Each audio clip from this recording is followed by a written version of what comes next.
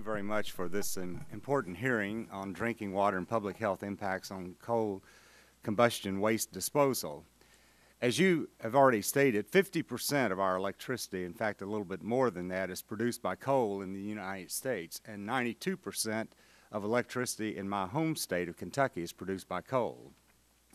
I definitely believe it is important that we continue to be able to use coal in the United States for two main reasons. First of all, it provides cheap electricity, which creates jobs and makes us more competitive in the global marketplace.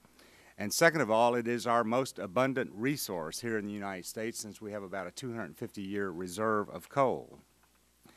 Now, unfortunately, since the 111th Congress began, many, we believe, have been targeting coal specifically for the purpose of making it more difficult to burn coal in the United States in the long term. I think one of the objectives of cap and trade is certainly to make it more difficult to use coal.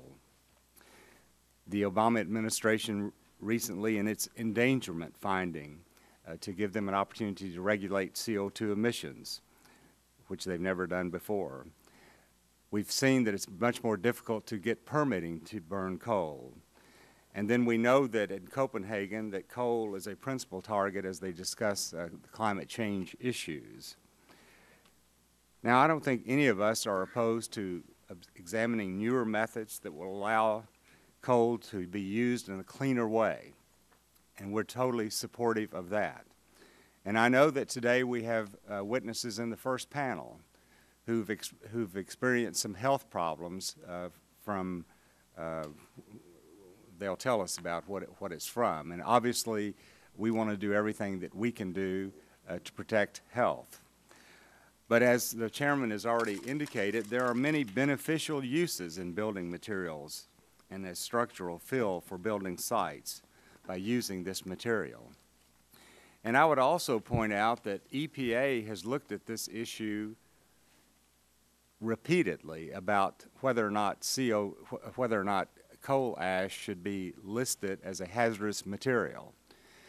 States already regulate this material. And we're willing to work with the federal government to regulate this material. But if you're going to try to classify it as a hazardous material, then there's going to be a major issue on that.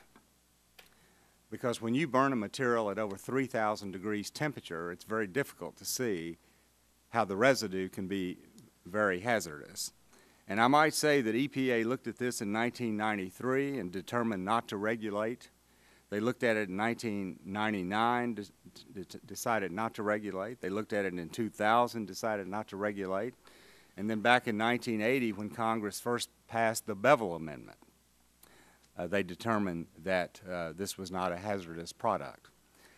So I think that it is very important that we have this hearing, but I think it's also important that we proceed in a balanced way.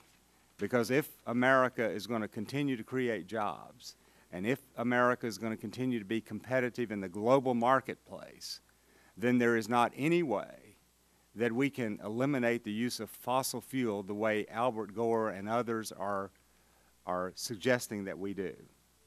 So this type of hearing is vitally important because it gives us an opportunity to look at it in a balanced approach.